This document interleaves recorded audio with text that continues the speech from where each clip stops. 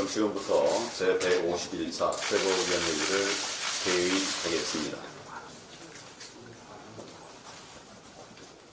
자유와 번영, 정의와 공정의 정상국가를 만들겠습니다. 제가 병상에 있는 동안 헌신적인 원내투쟁을 계속해 오신 원내 대표단과 또 의원님 여러분들께 깊은 감사의 말씀을 드립니다. 한식과 농성이라는 결사적 투쟁에도 불구하고 연동형 비례대표제 선거법을 막아내지 못했습니다. 당대표로서 당원 동지 여러분과 국민들께 송구한 마음 금할 수 없습니다.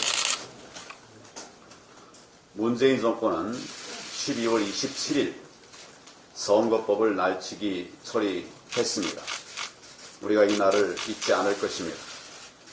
또 거기에 이어서 조만간 공수처법마저 날치기 처리하려고 하고 있습니다. 우리가 피땀 흘려 지켜온 민주주의를 무너뜨리고 좌파 독재의 길을 가겠다는 것입니다. 문재인 정권의 헌정 파괴, 의회 파괴, 민주 파괴는 머지않아서 국민의 심판을 받게 될 것입니다. 후대에도 길이길이 역사의 법정에 오를 것입니다. 역사의 법정에 오를 것입니다. 우리가 직접 경험한 문재인 정권은 무법 정권이었습니다. 최소한의 법도 없었고 금도도 없었습니다. 온갖 불법과 날치기를 통해서 선거법을 통과시켰습니다. 공수처법도 날치기 처리하려고 하고 있습니다. 물밑에서 진행하던 제1야당과의 협상 과정에서는 결국 거짓말과 술수로 일관해왔습니다. 이런 정권, 이런 정당을 상대하는 것 자체가 참으로 의미가 없다는 자괴감까지 들었습니다.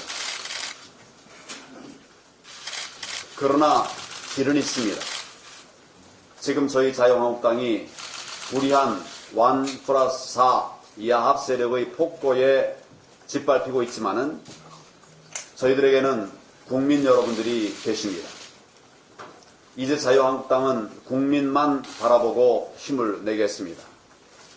국민 속으로 들어가서 국민과 함께 문정권의 폭정에 무너져가는 민생 경제를 살리는데 최선을 다하겠습니다. 문재인 정권이 12월 의회 폭거를 자행하는 가운데 우리 경제와 민생은 결국 파탄나고 있습니다. 어제 발표된 OECD 발표에 따르면 올해 우리나라의 명목 성장률은 1.4%라고 합니다. OECD 회원국 36개국 중 34위였습니다. 최하위권으로 떨어졌다는 것입니다. 지난 2년 반의 시간은 이 정권이 폭정의 칼날을 이대로 계속 휘두른다면 대한민국의 존립 자체가 위태로울 수 있음을 온몸으로 실감케 했던 나날이었습니다. 경제와 안보 두 축이 모두 흔들리고 국민들은 한 번도 경험하지 못한 수렁 속에 빠져들었습니다. 이제 저희 자유한국당은 이 정권의 폭정 속에 외면당해온 시급한 민생 현안부터 챙기도록 하겠습니다. 힘겨워하는 민생 현장, 우리의 관심이 필요한 것은 어디든 언제든 가장 먼저 달려가는 민생 정당이 될 것입니다. 현 정권의 경제 폭망 정책을 극복하고 대한민국을 되살려 낼 수 있는 입법과 정책 마련에 박차를 가할 것입니다. 내년 총선은 이제 단순히 우리 당이 선거에서 지고 이기는 문제가 아닙니다. 좌파 독재의 망국적 폭정을 멈춰 세우느냐, 그렇게 하지 못하느냐, 국가의 존망이 달린 문제입니다. 저는 내년 21대 총선을 국민들이 우리에게 주시는 마지막 기회라고 생각하고 있습니다. 국민이 원하고 나라가 필요로 한다면 모든 것을 바꾸고 또 내려놓을 수 있다는 결연한 각오로 내년 총선에 임하도록 하겠습니다. 새로운 변화를 기대하는 국민 눈높이에 부응할 수 있도록 모든 것을 다해 나가겠습니다. 뼈를 깎는 쇄신을 통해서 가장 혁신적이고 가장 공정한 공천을 이루겠습니다. 젊고 유능한 인재들도 많이 발굴해서 국민이 바라는 새 정치를 만들어 나가겠습니다. 지금 우리는 그런 일들을 하고 있습니다. 일부에서는 최근 민주당의 인재 영입 발표를 보면서 우리 당은 영입도 스톱됐다는 걱정을 하시기도 합니다. 그러나 금년 들어서 인재 영입을 가장 먼저 시작한 것은 우리 자유한국당이었습니다. 그리고 지금도 2차 대영입 작업을 하고 있습니다. 보여주기 쇼가 아니라 내년 총선 승리를 위한 새롭고 젊은 인재 영입에 힘을 기울이고 있습니다. 우리의 목표 시점은 2019년이 아니라 2020년입니다. 민생이 총선이고 총선이 곧 민생입니다. 총선 승리를 위해서 문재인 정권의 폭정에 신음하는 총선 승리를 통해서 문재인 정권의 폭정에 신음하는 대한민국을 구하고 또 나라를 정상으로 되돌려 놓겠습니다. 이번에 통과된 선거법도 반드시 제대로 되돌려 놓겠습니다. 부강한 나라, 자유, 정의, 공정이라고 하는 헌법 가치를 다시 세우고 또 대한민국의 본 모습을 되찾아낼 것입니다. 우리 당은 이제 부자 정당이 아닙니다.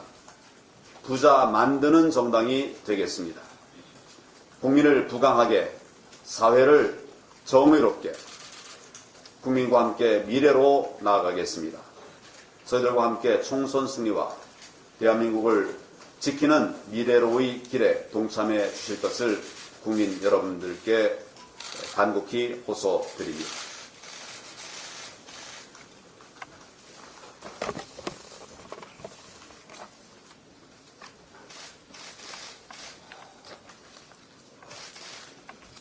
민주당과 2, 3, 4중대는 의회 민주주의를 파괴하는 폭거를 오늘 오후 다시 한번 자행하려 하고 있습니다. 악법 중에 악법이고 위헌임이 명백한 공수처법안을 위헌 선거법안처럼 불법으로 날치기 처리하겠다는 것입니다. 공수처는 문재인 정권 범죄 은폐처입니다. 친문 범죄 보호처입니다. 공수처는 문재인 정권이 이미 저질렀거나 앞으로 저지를 모든 불법 비리 범죄를 은폐하기 위한 것입니다. 문 대통령 퇴임 후에 적발될 대통령 가족과 주변 등의 권력형 범죄를 덮기 위한 것입니다. 민주당 안에서도 또 둘러리를 섰던 바른미래당 당권파, 대한신당 추진파 등에서도 이건 아니다라며 불만을 나타내는 의원들이 있다고 합니다. 이른바 4+1의 의원들께 호소합니다. 이런 반헌법적, 반민주적 기관이 탄생하는 것을 결코 용납해서는 안 됩니다. 양심의 소리에 귀 기울여 용기 있게 행동하십시오. 헌법사상 최악의 법이 20대 마지막 국회를 통과하는데 여러분들께서 협조한다면 역사가 여러분을 어떻게 기록할지 두려운 마음으로 행동하십시오. 문희상 국회의장에게 경고합니다. 오늘도 불법 날치기 처리에 앞장설 것입니까? 헌정사에 날치기 3범으로 기록되는 걸 원하십니까? 아들 세습 공천을 위해 권력의 충견 노릇을 했다는 기록을 남기시렵니까? 국회법 7조 2항을 기억하십시오. 국회회기는 집회 후 즉시 결정한다 라고 되어 있습니다. 위헌선거법안을 날치기 처리할 때 문 의장은 바로 이 규정을 위반했습니다. 회기 결정도 하지 않고 선거법안부터 먼저 날치기 했습니다. 오늘도 그렇게 하시겠습니까? 국회법 상습 위반자, 날치기 전문가로 기억되길 원하십니까? 우리는 문 의장의 행동을 지켜보고 역사는 그것을 기록할 것입니다. 민주당이 오늘 또 홍남기 부총리 탄핵소추안을 처리하지 않겠다는 꼼수를 썼습니다. 오늘 본회의를 오후 6시쯤 열겠다고 합니다. 홍남기 탄핵소추안 처리 시간이 끝난 뒤에 개회하겠다는 것입니다. 지난 26일에도 그렇게 하다니 오늘 또 홍남기 방탄 국회를 하겠다는 겁니다. 경제를 망친 홍남기 탄핵소추안이 표결에 붙여질 경우 민주당 들러리 세력에서도 이탈표가 나와 소추안이 가결될 가능성이 크기 때문으로 보입니다. 민주당은 법적 근거도 없는 4+1 협의체를 만들어 내년도 예산안 심의하면서 내년도 예산안 심의 회록도 남기지 않았습니다. 이 모든 과정에 홍남기 부총리가 적극 협조했습니다. 공무원의 정치적 중립 의무를 위반한 것입니다. 민주당이 오늘 홍남기 탄핵소추안을 표결하지 않을 경우 같은 소추안을 또 내겠습니다. 반드시 그에게 책임을 묻겠습니다.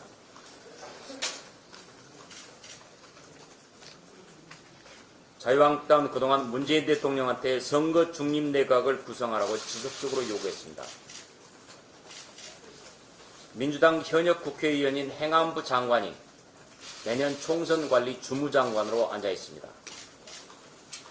문 대통령은 한술 더 떠 추미애 민주당 의원을 법무장관 후보자로 지명했습니다. 이렇게 돼서 어떻게 선거가 공정하게 처리될 수 있겠습니까? 자유한국당은 오늘 진영 행안부 장관 해임 건의안을 내겠습니다. 문 대통령한테 선거 중립 내각 구성을 다시 한번 촉구하는 의미에서 진영 장관 해임 건의안을 내는 것입니다. 오늘 추미애 법무장관 후보자에 대한 인사청문회가 실시됩니다. 앞서 말씀드린 대로 법무장관직에 당원이 앉는다는 건 선거의 공정관리를 기할 수가 없습니다. 그래서 대통령한테 추미애 후보자 지명 철회를 요구했지만 대통령은 고집을 부리고 있습니다. 우리 자유한국당은 오늘 인사청문회에서 추미애 후보자의 부적격성 철저히 지적하고 도덕성도 검증하겠습니다. 민주당이 추종 세력과 함께 위헌 선거법안을 날치기 한 데 이어서 위헌 공수처 법안까지 날치기 하려 하는 행동의 배후에 바로 문재인 대통령이 있습니다. 문 대통령은 국회가 연동형 비례제를 채택하면 대통령 권력도 분산시킬 수 있다는 취지의 발언을 했던 분입니다. 국회를 좌파가 좌지우지하면 대통령 권력을 조금 내놓더라도 독재를 하는 데는 불편이 없을 것으로 생각하고 이같이 마지막 날치기를 해서라도 위헌선거법을 만들라고 한 것입니다. 공수처는 아시는 대로 친문 권력범죄를 덮기 위한 것입니다. 국민들은 이제 알기 시작했습니다. 국회법상 어떤 정당성도 갖고 있지 않은 4+1이라는 야합 정치 세력이 자행하는 악법들의 모든 날치기는 문 대통령의 배후 조정에 의해 이루어지고 있다는 것을 알기 시작했습니다. 괴물선거법, 괴물공수처법의 몸통이 바로 문재인 대통령이라는 것을 국민들께서는 알게 됐습니다. 괴물선거법 날치기 처리는 모든 과정이 불법이므로 원천 무효입니다. 문희상 의장은 그 법을 정부로 이송할 것입니다. 문 대통령이 괴물선거법에 대해 거부권을 행사하지 않는다면 그 악법의 몸통이 자기 자신이라는 것을 확인해 주는 것입니다. 우리는 국민과 함께 문 대통령의 행동을 주시할 것입니다. 울산 불법 선거 공작 그리고 조국 구속영장 기각 그 배후에도 바로 우리들은 문 대통령이 자리하고 있다는 것을 짐작하고 있습니다. 국민들이 바로 그 점을 정확하게 알고 있습니다. 그리고 오늘 지난번에 북한을 탈출했던 선원 2명을 북한으로 다시 되돌려 보낸 것에 대해서 정의용 청와대 국가안보실장, 서훈 국가정보원장, 김현철 통일부 장관, 정경두 국방부 장관 이 4명에 대해서 살인 방조죄, 직권남용 체포감금죄, 직무유기죄, 직권남용죄 등의 이유로 우리들은 오늘 고발장을 제출을 합니다. 이상입니다.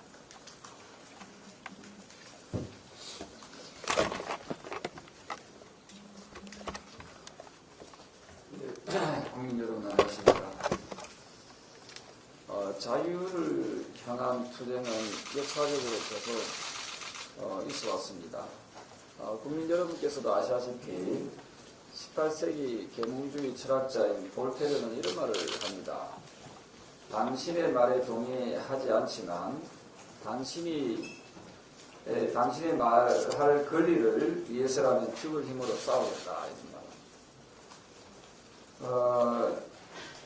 이 말할 수 있는 기회, 권리를 저는 보장해야 된다고 생각을 하고 있고, 또 국회는 의회 민주주의를 위해서는 여야가 서로 말할 수 있는 그런 권리가 보장돼야 된다 생각합니다. 근데 지금 대한민국 국회는 말할 권리를 주지 않습니다. 이게 18세기의 그 볼테르 사상가 볼테르가 이야기했던 부분을 우리가 생각했을 때 대한민국은 이미 민주주의 국가가 아니라는 것을 역설적으로 보여주는 건 아닌가 생각합니다. 따라서 문희상 의장은 의장으로서의 자격이 없다 이런 생각합니다. 그리고 더불어민주당의 이해찬 당대표, 지금 제가 이야기한 이 볼테르의 말에 대해서 한번 응답을 해주기 바랍니다. 여러분들이 추구하는, 여러분들이 이 피 끓는 청춘 때 싸웠던 민주주의 정치가 바로 이런 겁니까? 여러분들 중에 5.18 유공자도 있다고 하는데 5.18 민주화운동을 왜 했습니까?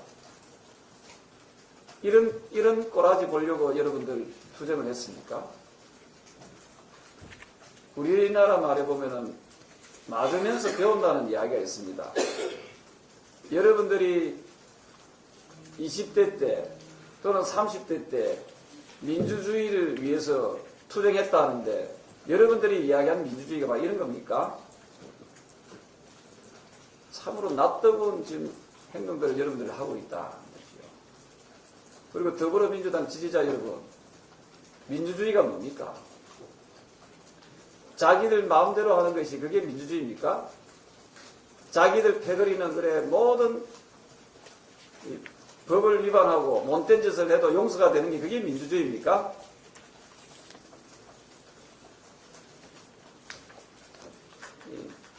남의 이야기를 듣지 않는 것부터 시작하면은 이제 그게 결국 독재로 이어지는 겁니다.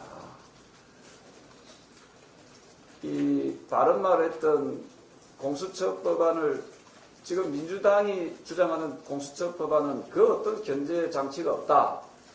제2의 중수부 부활이다. 라는 소신 발언을 했던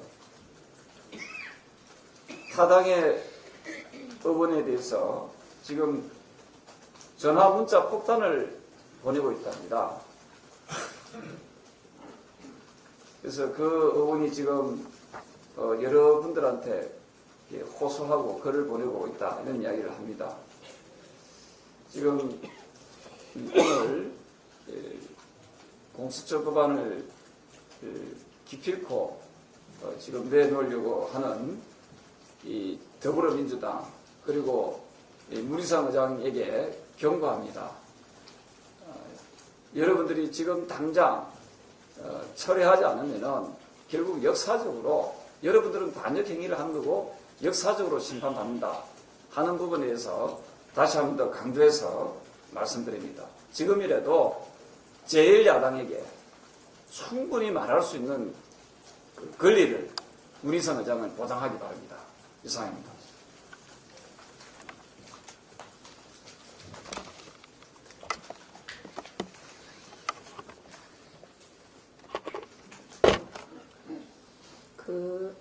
지금 최근에 이제 나오는 여론조사를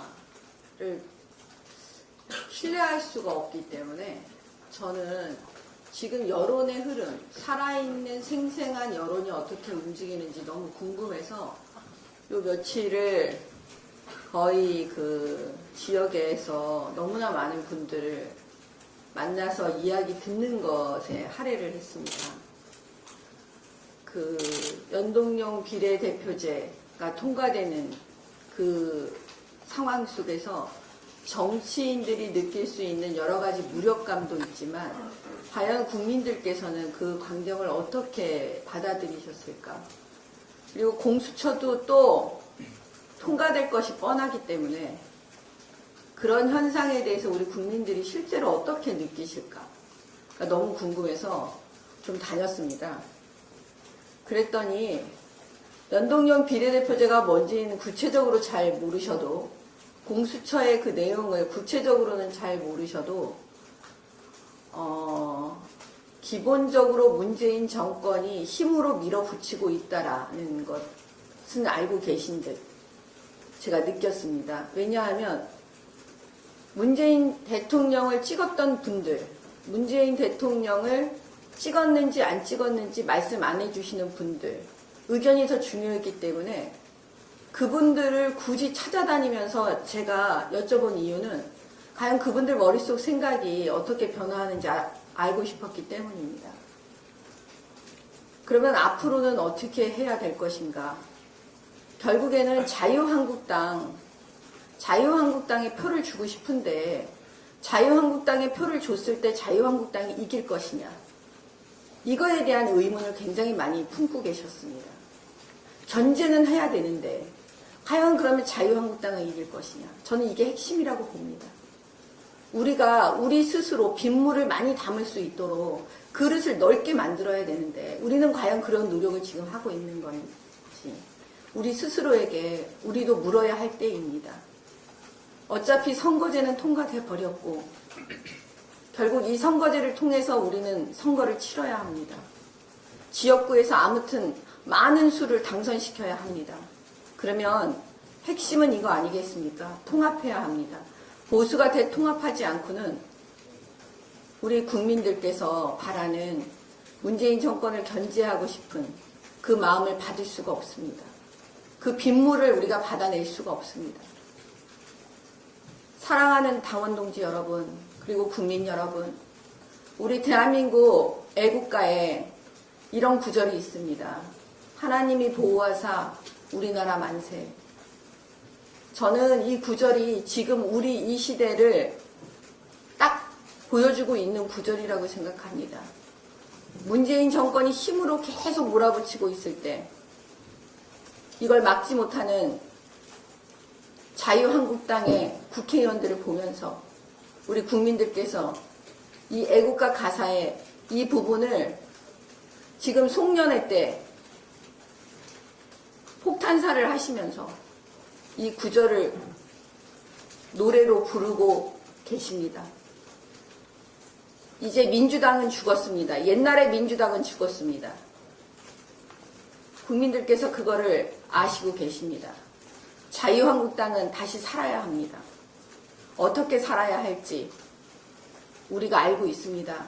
우리는 보수 대통합, 열심히 합시다. 이상입니다.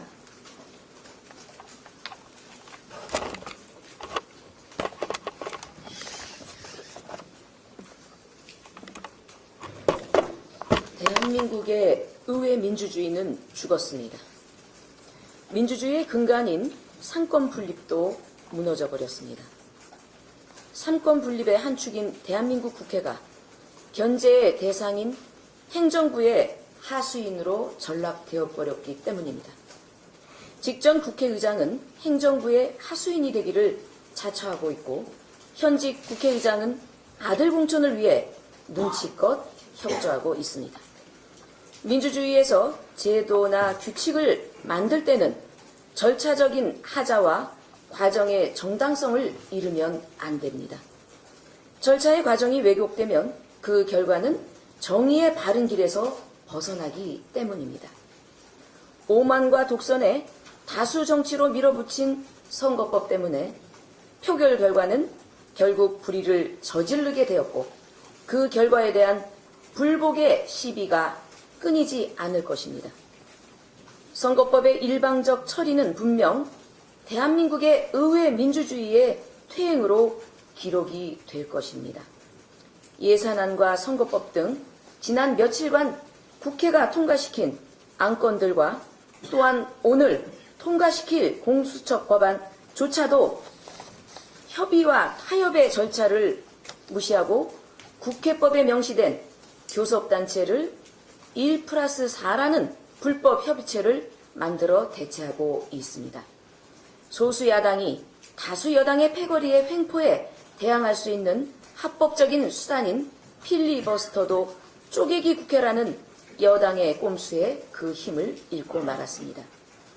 본인들의 밥그릇을 지키기 위해 만든 누더기 연동형 비례대표제라는 꼼수로 인하여 국민들은 당장 내년 총선에서 내 표가 어디로 가는조차도 알지 못하는 상황이 되어버렸습니다. 자유한국당은 꼼수에는 묘수로 대응을 하겠습니다. 아니, 올바른 정수로 대응하겠습니다.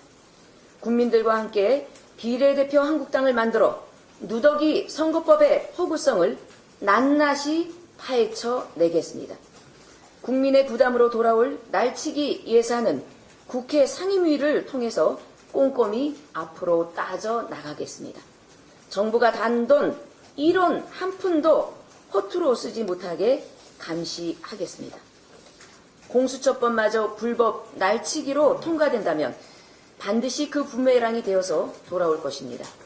민주당과 그 이중대들은 국민들로부터 반드시 응징을 받을 것이며 역사가 그것을 증명할 것입니다. 자유한국당은 국회에서 국민께서 주신 힘으로 감시하고 견제하고 싸워 나갈 것입니다. 국민 여러분, 끝까지 지켜봐 주시고 응원을 부탁드립니다. 감사합니다.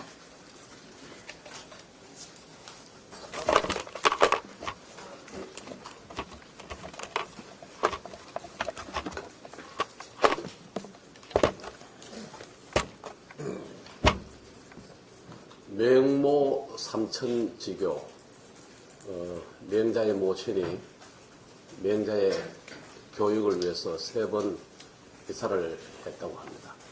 이 맹모 삼천지교가 문희상 국회의장의 아들 공천을 위해서 3번 날치기 한 것과 비교하는 것이 회자되고 있습니다.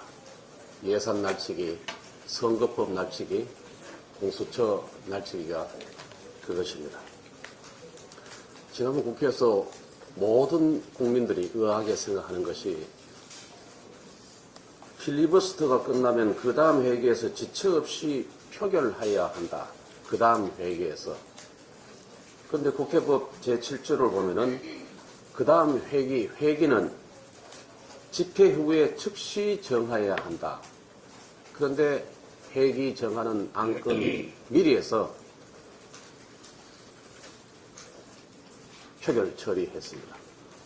비교하면은 축구 골대 앞에서 상대방 골대 앞에서 호랑이 불자마자 공 집어넣고 환호하는 격입니다. 당연히 무효입니다.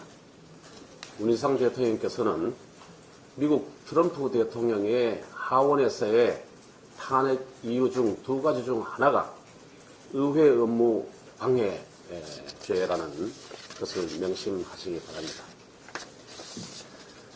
필리버스터 독단적 제한 설명도 하지 않고 수정안 받아주지도 않고 반대 토론 강제로 중단시킨 의회 방해죄입니다. 이렇게 되다 보니까 70년 된 공돈탑 우리 경제와 민주주의가 내려앉고 있습니다. 우리 경제 속속 어두운 발표들이 이어지고 있습니다. 대표님께서 말씀하셨지만은 금년도에 우리나라 경상성장률이 1.4%, 또 OECD 발표니까 그렇지 실제로 국내에서는 1.1 내지 1.2%라고 보고 있습니다. 이게 사실은 체감 성장률인 경상 성장률이 실질 성장률 이하로 떨어진, 아래로 떨어진 경제사에 처음 있는 일이 금년에 일어났다, 이렇게 말씀드리겠습니다. IMF 때도 경상 성장률이 실질 성장률보다는 높았습니다. 또 투자도 보면은 2분기에는 OECD 36개 나라 중에서 31등, 3분기에는 36개 중에서 3개 나라를 제외하고 끝에서 3번째, 그리고 6분기 연속 마이너스 투자입니다. OECD 평균은 한 번도 투자가 마이너스로 된 적이 없었습니다.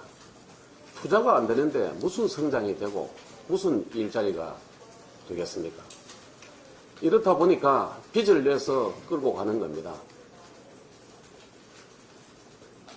중앙정부, 지방정부, 연금, 공단, 공기업 모두 합친 국가부채 D3 개념에서 보면은 작년 연말에 1078조, 그러니까 이전 정부에서 8조 늘어난 장부를 받아가지고 작년 한 해 동안에 33조, 4배 넘는 부채를 키워왔습니다.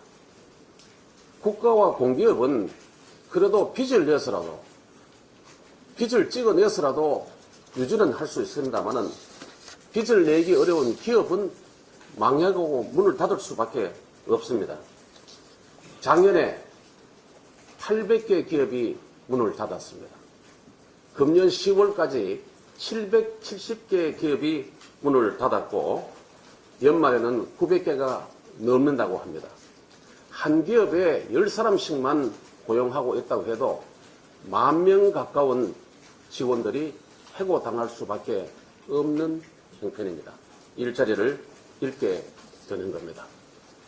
문재인 대통령께서는 국회에 기대어 날치기 종용하시기보다는 연초에는 제발 읽어봐야 할, 꼭 국민들이 읽어봐야 할 책 추천하는데, 독서해야 될 책으로 추천하는데 대통령께 전해드린 자유한국당의 기업에서 일자리를 만드는 경제, 그래서 국민이 월급 받고 부하게 되는 경제, 민부론을 국민들께 일독하시도록 권해 주시기 바랍니다. 이상입니다.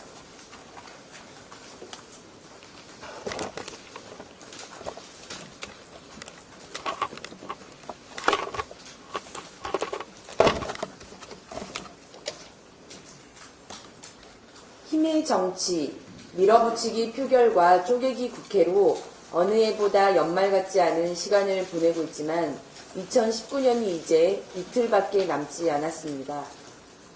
여러 매체에서 올해 10대 뉴스, 주요 이슈들을 뽑으며 한 해를 정리하고 있는데요. 조국 전 장관의 자녀 입시 특혜 문제가 가장 대표적이고, 선거법 공수처법의 패스트트랙 지정, 유재수 감찰 무마 등으로 비친 청와대발 직권 남용 의혹이 가장 주목할 사건이었습니다. 정부 규제에도 잡지 못하는 집값 폭등, 한일 관계 악화, 외교적 고립 문제 등도 우리 사회를 관통한 이슈였습니다. 이것들을 살피며 제가 정리한 2019년은 대한민국의 정의는 무너져 내렸고 민주주의는 후퇴했다는 것입니다. 여당과 군소 야권의 결탁으로 기울어진 국회는 오늘도 쪼개기 국회를 강행하려 합니다. 그 안에서 헌법에도 근거가 없는 공수처법을 일방 강행 날치기 하려고 합니다. 정말 개탄스러운 상황입니다. 상식과 법리에 기반한 양심 있는 국회의원들이 이 공수처 법안에 반드시 반대표를 행사해야 합니다. 소신과 용기가 필요한 때입니다. 정말 호소부드립니다. 나의 한 표가 대한민국을 정치적 싱크홀로 빠지게 하느냐에 중대한 기로에 서 있다는 절박한 책임감으로 대한민국의 문재인 정권 독주를 견제하는 야당 의원 본연의 역할을 꼭 고심해 주시길 바랍니다.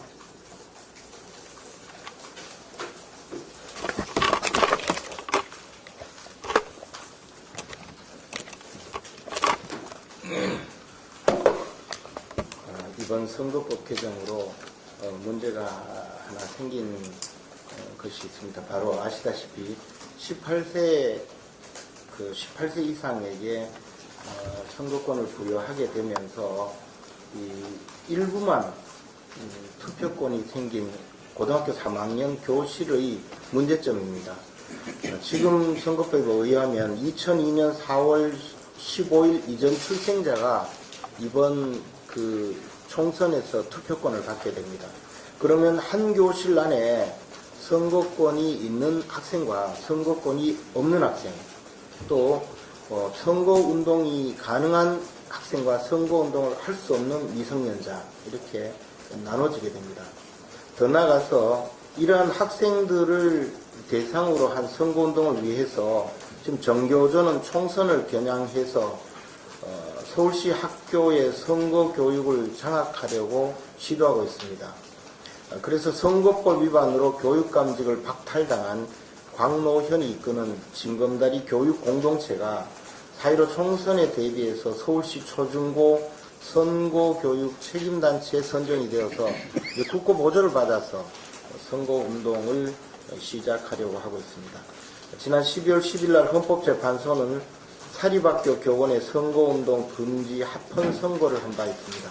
즉 사립학교 교원도 선거운동을 할 수 없다는 규정이 헌법에 합치된다라는 선고를 한 것입니다. 아마 학교가 정치의 장으로 변질되어서는 안 된다는 이 헌법 정신을 선언한 것이라고 보여지는데요.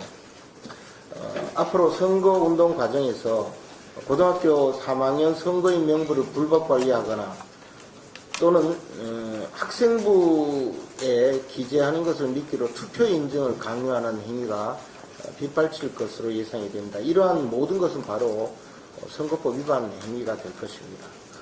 차제에 18세 선거권을 부여한다 하더라도 공직선거법을 속히 개정해서 18세가 된 선거인 중에서 그해 3월 1일 이전 출생자로 한정하는 것이 학제 개편 이전에는 반드시 필요하지 않을까 생각을 해서 선거법 개정안을 제출해야 할 것으로 보여집니다. 그럼 지금부터 회의를 비공개로 진행하도록 하겠습니다.